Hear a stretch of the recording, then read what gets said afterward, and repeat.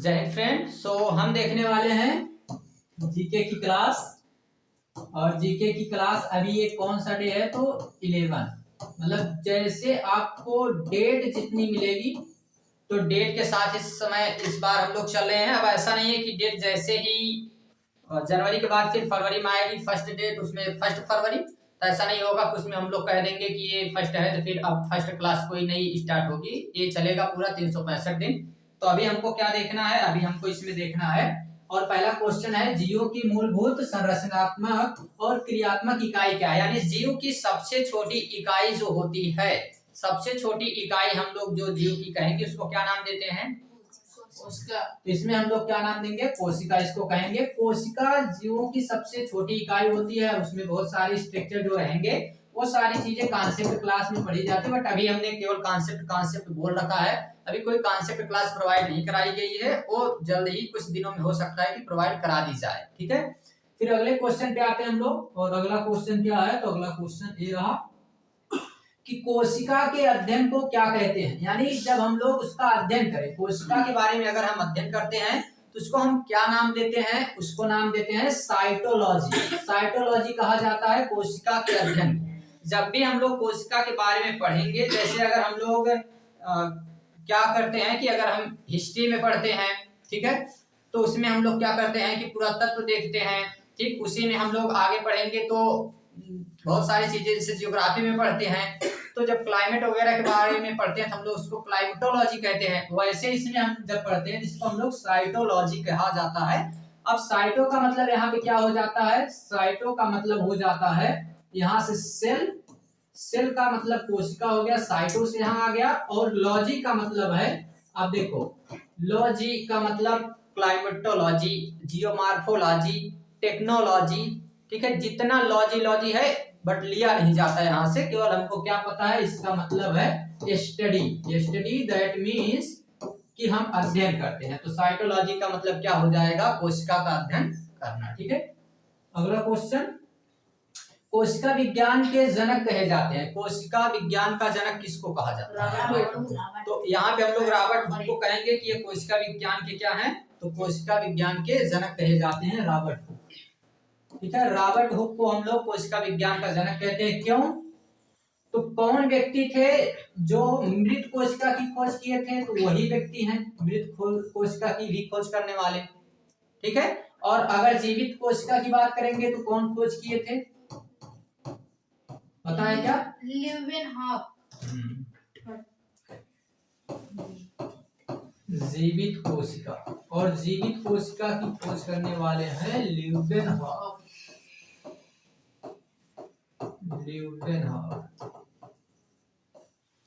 ठीक है, अब सभी जीव के बने होते हैं, यानी ये क्वेश्चन में थोड़ा सा टाइपिंग मिस्टेक होगा। सभी जीव किससे बने होते हैं? ये चीज है कि यानी कि इसमें अगर हम देखें सबसे छोटी इकाई की बात कर रहा है तो क्या हो जाएगी? सेल हो जाएगी, यानी कि कोशिका इसमें भी हो जाएगा। तो कोशिका इसमें हमको क्या देखने को मिलेगा कि इसमें भी क्या रहेगा? तो कोशिका ही रहेगा, यानी सेल हम कह सकते हैं। ठीक है, तो यहाँ पे कोशिका यानी किससे बने होते हैं सभी लोग? तो कोशिका से ही बने होते हैं। सबसे छोटी इकाई क्या होगी? कोशिका ही रहेगी। अब इसमें दो तरह की कोशिका होती है, एक हम कहेंगे पादप कोशिका, मतलब जो पेड़ पौधों में हो, एक हम कहते हैं जंतु कोशिका। इधर से लिखते ना तो थोड़ा सा क्लियर, मतलब जैसे राइटिंग जो है, ऐसे भी हमारी राइटिंग बहुत सुंदर है, और ये बहुत सुंदर राइटिंग जब उस बगल जाते हैं तो और ज्यादा सुंदर हो जाती है। इसलिए यहाँ पे अगर हम लिखें तो थोड़ा सा सही रहता है जंतु कोशिका, और इधर से अगर लिखते हैं तो फिर राइटिंग ज्यादा सुंदर हो जाती है, फिर देखने वालों को लगेगा इतना सुंदर कौन लिख रहा है। ठीक, तो अगला क्वेश्चन देखते हैं। अगला क्वेश्चन कहाँ गया? ये है, कोशिका की खोज किसने की? तो अभी पता चला था हमको कि कोशिका की खोज करने वाले कौन व्यक्ति हैं? रॉबर्ट हुक कोशिका की खोज करने वाले। हमने ये भी बताया कि कौन जीवित कोशिका की खोज किए हैं और कौन मृत कोशिका की खोज किए हैं।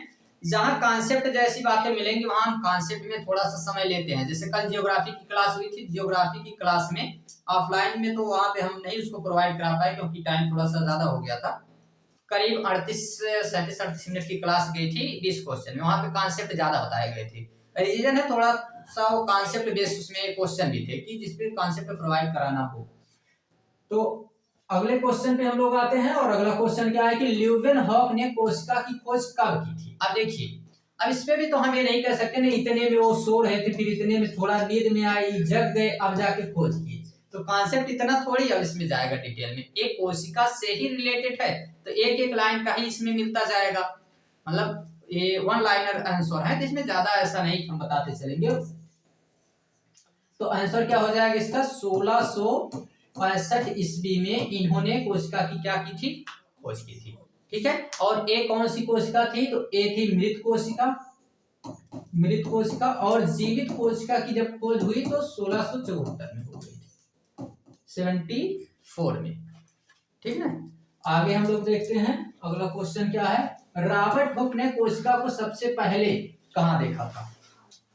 तो सबसे पहले जो देखे थे तो पार्क में उनको ये देखने को मिलती है कोशिका, ऐसा मिट्टी में तो देखेंगे नहीं, मिट्टी, दांत और जल यहाँ पे नहीं देखे थे वो पार्क में देखे थे सबसे पहले। उसका हम इमेज आप लोगों को दिखा देंगे, इमेज अभी तो इसमें ऑनलाइन प्रोवाइड करा सकते हैं, बट अभी इसको सर्च करना पड़ेगा ना, हो सकता है हम कोशिका सर्च करें और कोई दूसरा चीज दिखा दे। कोशिका मतलब कोशिका हर बार वो उसी तरीके से सेल वगैरह जब पहले से सर्च करके रखेंगे तभी, ज्यादातर इमेज इसीलिए नहीं दिखाए जाते हैं, नहीं तो बहुत सारे इमेज यहाँ पे आप लोगों को मिल जाते हैं। तो अभी कोशिश करेंगे हम लोग, बाद में इमेज आप लोगों को प्रोवाइड करा दिया जाएगा। कोशिका एक लैटिन शब्द से बना है जिसका अर्थ क्या होता है, तो कोशिका, कोशिका कहाँ से आया है, तो लैटिन शब्द। क्यों, क्योंकि ये सब जितने हैं ना सब उधर वाले वही सब इसका खोज किए हैं, जितना ज्यादा से ज्यादा चीजें, तो कुछ लैटिन शब्द हो गया, ठीक है, हम देखते हैं कुछ फ्रांसीसी शब्द हो गया, ऐसे बहुत सारे शब्द से उत्पत्ति इनकी हुई है। तो यहाँ से लैटिन शब्द से उत्पत्ति हुई है और इसका मतलब क्या होता है, छोटा सा कमरा। हम क्यों कहेंगे, क्योंकि बहुत छोटी इकाई है, तो छोटा सा कमरा हम उसको कह सकते हैं कि भाई कोशिका एक तरीके की क्या है, छोटा सा कमरा है। ठीक है, तो इसीलिए इसको हम ये नाम दे सकते हैं कि ये क्या हो जाएगा, एक छोटा सा कमरा इसको हम कह सकते हैं, बहुत छोटी इकाई होती है इसलिए। वो देखने में भले हम लोग जब पढ़ते हैं पूरा एक बड़ा स्ट्रक्चर पढ़ेंगे कोशिका का, तो उसमें जितनी भी चीजें बताई गई थी, न्यूक्लियस से लेके क्या क्या उसमें बताया गया, सारी चीजें, कोशिका द्रव्य हो गया, कोशिका झिल्ली हो गई, जितनी चीजें, कोशिका भित्ति, ऑफलाइन क्लास में सब कुछ हम लोग पढ़े हैं, इसमें लगभग लगभग अधिकतर चीजें पढ़ ली है ना, कोशिका भित्ति से लेके जितनी सारी चीजें हैं। तो जो चीजें हम लोग ऑफलाइन में पढ़े हैं उसी का बस क्या है कि एक टेस्ट है एक तरीके का। अब ऑफलाइन में मतलब साइंस के तौर पे हम लोग पढ़े थे, अभी तो थोड़ा सा जीएस का बहुत सारा चीज नहीं कंप्लीट है, वो भी पढ़ लेंगे, जब उसका क्वेश्चन हम लोग सॉल्व करेंगे तो अभी काफी आसानी से सॉल्व हो जाएगा। अगले क्वेश्चन पे आते हैं, अगला क्वेश्चन क्या है, माइक्रोग्राफिया पुस्तक माने एक किताब है, ये माइक्रोग्राफिया किताब है और इसको कौन लिखा है, इसके बारे में अगर हम बात करते हैं तो माइक्रोग्राफिया जो बुक है ये रॉबर्ट हुक ने ही लिखा है, रॉबर्ट हुक ने माइक्रोग्राफिया बुक लिखा है। ठीक है, इसके राइटर कौन है, तो रॉबर्ट हुक। अब एक बुक है, एक बुक में भी अगर हम देखेंगे तो किस पे बेस्ड है, ये भी मतलब एक तरीके से कोशिका पर ही बेस्ड है। ठीक है,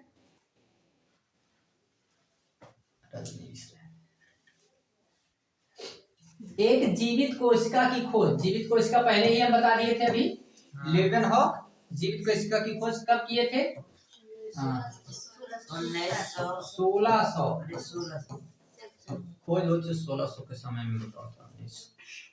ठीक है, तो ये हो गया, इसमें लीवेनहॉक इसकी खोज करते हैं। और अगला क्वेश्चन, कोशिका सिद्धांत किसने दिया, मतलब सिद्धांत, जैसे पहले तो बात हमको समझ में आई कि ठीक है कोशिका की खोज, जीवित कोशिका, मृत कोशिका सबकी खोज हो गई, अब इसके बारे में बताएगा कौन, सिद्धांत कौन देगा। तो सिद्धांत देने के लिए अगर देखते हैं तो दो व्यक्ति आते हैं, एक सिल्डन और एक स्वान। इनका नाम हम कैसे याद रखेंगे, तो हम कहेंगे कि सेल पे पीसा जाता है तो सेल पे सान जा, तो सिल्डन और लास्ट में सान। ठीक है, तो सिल्डन सान ये क्या कर दिए हैं, सिद्धांत दे दिए हैं। सेल पे पीसने वाला सिद्धांत बहुत लोग दिए, ये सेल पे सानने वाला सिद्धांत दे दिए, तो इसी को नाम दिया जाता है सिल्डन और स्वान। ठीक है, तो इस तरीके से याद रखना है। ऑनलाइन वाले हम ज्यादा से ज्यादा मतलब इस तरफ ऐसे इसलिए रहता है कि आपके कैमरे के सामने ऐसा आपको लगेगा कि नहीं देखते हैं, ऑफलाइन भी बच्चे बैठे रहते हैं तो ऐसा थोड़ी हम इसे लगते रहेंगे एक साथ लगातार इसे देखेंगे, तो इधर भी ध्यान देना होता है हमको। कोशिका में जीव द्रव्य की खोज किसने की? तो कोशिका में अगर हम देखेंगे कि जीव द्रव्य जो होता है, जीव द्रव्य का क्या मतलब है, यानी जो इसमें जल की मात्रा रहेगी, जल की मात्रा रहेगी, उसको हम लोग क्या नाम देंगे? जीव द्रव्य है। एक तरह का तरल पदार्थ रहेगा, तो जल की मात्रा जो रहेगी, जीव द्रव्य जो रहेगा, अगर इसके खोज की बात की जाए तो कौन व्यक्ति किए हैं? अब इनका नाम क्या है? क्या है? डजाइडिन। पता कौन रखा है इनका नाम? इनका नाम बदल दिया जाए, इनका नाम मतलब बाद में अगर किसी को मौका मिले तो नाम इनका बदल देना चाहिए। जिससे कोशिका खोज होता है तो कई बार ऐसे कठिन कठिन नाम आ जाते हैं, तो उनका नाम चेंज कर देना चाहिए। आगे से जो भी बायो का सब्जेक्ट होता है, तो उसमें जो खोज करेंगे बढ़िया नाम अपना रखिएगा, फिर से खोज कीजिएगा, ठीक है? क्योंकि बच्चों के साथ साथ टीचर लोगों को भी बोलने में दिक्कत होती है। तो किसने कहा कि कोशिका विभाजित होती है, मतलब बटी हुई होती है? जैसे कोशिका है, कोशिका टूट जाएगी, विभाजित होगी, एक कौन व्यक्ति कहा है? और नई कोशिका का निर्माण पूर्व स्थित कोशिकाओं के विभाजन से ही होता है। यानी जब कोशिका टूटेगी तो उसी से नई कोशिका बनती है। एक कौन बोला है? इसमें हम क्या देखेंगे, इन सब में कौन रहेंगे? वेंडा। इन्होंने क्या कहा था? इन्होंने कहा था कि कोशिका जो क्या है, ए भी एक तरीके से ऐसे ही यहाँ पे खोज करता है। जैसे अब कोशिका, मृत कोशिका की खोज किया कोई जीवित कोशिका की, वैसे ये भी है। वो हम कॉन्सेप्ट की क्लास में सीखते हैं, बट ये थोड़ा डीप नॉलेज था, ये चीजें आप लोगों को नहीं बताई गई थी। केवल ये बता दिया गया था जीवित कोशिका, मृत कोशिका की खोज, साथ में कोशिका के बारे में बहुत सारी चीजें, कौन किसमें एस प्रकार 70 इस प्रकार को, किसमें 80 इस प्रकार के राइबोसोम्स पाए जाते हैं, ये सारी चीजें हमने देखा था। उसमें भित्ति क्यों होती है, इसमें भित्ति क्यों नहीं होती है, ठीक है? ये सारी चीजें तो हमने देखा था, बट इतने डीप में हम नहीं गए थे। अब अगर 12 वालों को जब पढ़ाया जाएगा साइंस, तो फिर जाना पड़ेगा उसमें, अगर सेल का हमें आएगा जिक्र करने के लिए तो फिर उसमें हम बताएंगे, तो वहां बताया जाएगा। बट 7-8 तक इतना बहुत है, 7-8-9 तक मतलब ज्यादा नहीं रहेगा। अभी क्या है? अब ओमनिस सेलुलाइस सेलुला किसने कहा है? तो ये कहने वाले कौन व्यक्ति हैं? ओमनिस सेलुलाइस सेलुला, ठीक है? इनको कहने वाले कौन है? तो इसमें भी अगर हम देखेंगे तो इसमें कौन आ जाएंगे? इनमें एक थे रुडोल्फ विर्चा। माने कि रुडोल्फ विर्चा का मतलब इनके नाम बढ़िया है, मिर्चा रखा।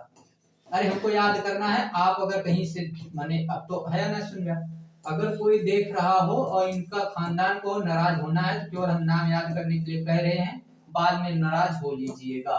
तो ओमनिस सेलुलाइस सेलुला किसने कहा है? एक कहा है रोडोल्फ विर्चा, यानी कि इनका नाम अगर हम लोग याद करना चाहें तो अपने तरीके से लाल मिर्चा। जंतु कोशिका की बाह्य आवरण, हमने बताया कोशिका दो प्रकार की, सेल दो प्रकार की होती है, बात नहीं जी, सेल दो प्रकार की होती है। एक होती है प्लांट सेल, प्लांट मतलब पौधों वाली सेल, और एक होती है क्या? तो इसको हम लोग एनिमल सेल कह सकते हैं। अब देखिए, एनिमल्स कहा जा रहा है, एनिमल्स का मतलब जानवर होता है, हम लोग क्या जानवर है नहीं उसमें, लेकिन एनिमल्स में ही रखे जाएंगे, मतलब जीव जंतु। तो हम लोग इसमें आ जाएंगे। तो एनिमल्स सेल में क्या होती है?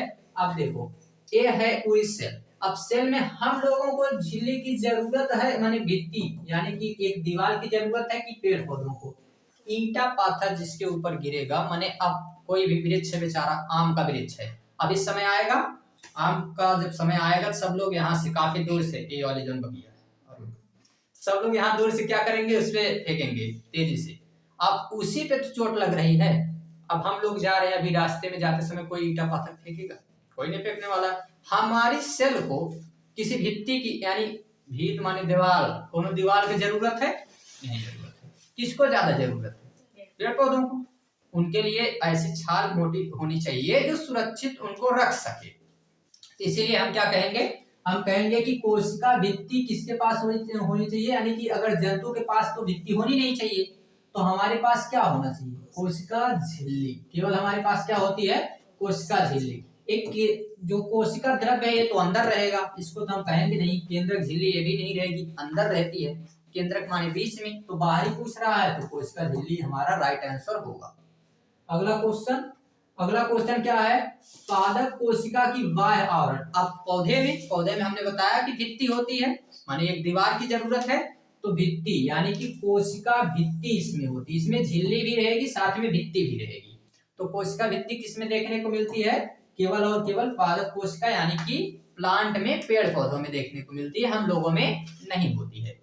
उनमें भी रक्त जैसी चीजें निकलती हैं। अब ऐसा नहीं कि एकदम रक्त निकलेगा, जब हम लोग किसी चीज से मार देते हैं, माने पत्थर उठा के फेंक देगा, तो उस पर जब चोट लगती है तो उसमें से रक्त जैसे पदार्थ निकलते हैं, माने जल की मात्रा निकलती है, ऐसा दिखाई देता है हमको, तो क्या है, बाद में लाशा बन जाता है। ठीक है, तो अब ये जितनी चीजें बनती है वो क्यों हो रहा है, उनकी भी तो कोशिकाएं वहां से टूट रही हैं, विभाजित हो रही हैं। अब यहाँ से अगर किसी को बकोट लिया जाए, बकोटना मतलब बकोट लिया जाए और इसमें से अगर निकाल लिया जाए तो यहाँ से जितनी कोशिका है, ठीक है, अब इतने में कोशिका तो निकल गई है, ये एक दो कोशिका है नहीं, बहुत सारी कोशिकाएं हैं। तो यहाँ से अगर हम इसको निकाल लिए हैं अभी, तो यहाँ ऐसे ही अब ब्रिज पे मारा जाता है तो वहां से उनकी कोशिका निकल जाती है। तो फिर जो भी जीव द्रव्य है, माने इसमें अब जितना ही जल की मात्रा, ये सब बेचारा बाहर निकलने लगेगा, सिर वो निकाल के बाहर देखेगा कि कहाँ जा रहे हैं हम लोग। ठीक है, तो ये चीजें हमको यहाँ पे देखने को मिलती है, इसलिए हम कहते हैं कोशिका भित्ति इनके लिए दे दिया जाए, इनके लिए, पादप कोशिका के लिए। अगला क्वेश्चन, पादप कोशिका में होती है लेकिन जंतु कोशिका में नहीं, क्या, यानी घुमा के पूछ रहा है कि क्या चीज प्लांट सेल में होती है और वो हम लोग देखते हैं तो एनिमल सेल में नहीं होती है। अभी नहीं जल्दी बताया, मैंने एक क्या बताया हम अभी, भित्ति मतलब दीवार। तो कोशिका भित्ति जो होती है यदि प्लांट में होती है और एक इसमें नहीं होती है, तो इसमें अगर हम बात करते हैं एनिमल में नहीं होती है, एनिमल्स में नहीं होती है, मतलब जीव जंतुओं के सेल में नहीं पाई जाती है। ठीक है, अगला क्वेश्चन क्या है, तो जीव द्रव्य में सबसे अधिक क्या पाया जाता है। अब जीव द्रव्य में किसकी मात्रा ज्यादा रहेगी, तो क्या रहेगा, जल की मात्रा ज्यादा रहेगी। ठीक है, और अभी हम इसी पे क्वेश्चन और सारे देखेंगे सेल से रिलेटेड, गोल्जी बॉडी के क्या कार्य हैं, और इसमें हम देखेंगे कि जीव द्रव्य में अब इसमें जितने 70 या 80 किस्में पाए जाते हैं, ये सब पे जब क्वेश्चन अभी आएगा, अभी तो केवल 20 क्वेश्चन है, आगे इस पे अभी हम कम से कम 100 क्वेश्चन के आसपास करने वाले हैं इस सेल पे। हमें उम्मीद है कि 100 क्वेश्चन के आसपास हम लोग करेंगे। अगर लगता है कि और कम में हो जाएगा तो फिर देखेंगे उसको हम लोग।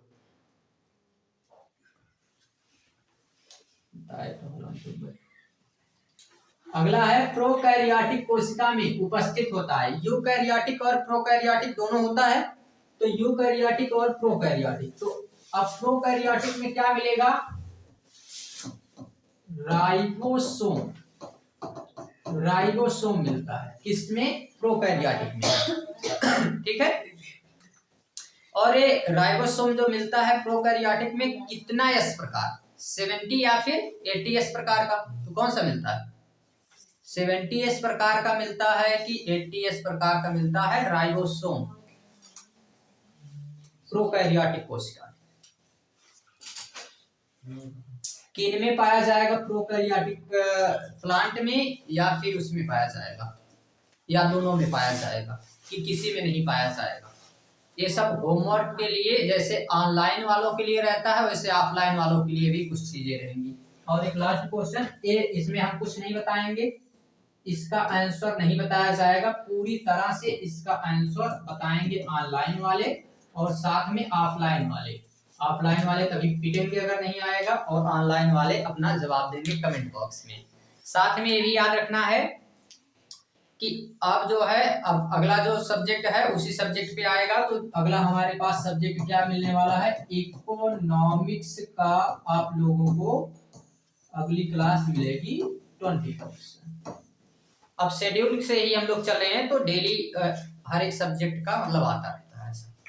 फिर मिलते हैं हम लोग कल अगली वीडियो में, और तब तक के लिए आप लोग जा सकते हैं, और thanks, take care, bye bye, हम लोग मिलेंगे अगली क्लास में।